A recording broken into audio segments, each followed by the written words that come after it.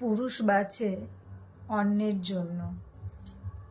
একজন পুরুষ সফল হতে চায় তার বাবা মায়ের জন্য। একজন পুরুষ সফল হতে চায় তার প্রিয়তমাকে পাওয়ার জন্য। একজন পুরুষ খেটে মরে তার স্ত্রী সন্তানকে সুখে রাখার জন্য।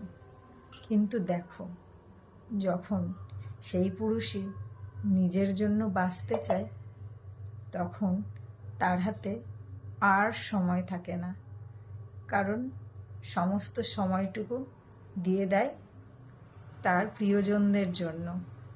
তাই পুরুষ বাঁচেই অন্যের জন্য, নিজের জন্য না। কি ঠিক তো? বলে জানিয়ে দিই। সবাই ভালো থেকো, সবাইকে টাটা।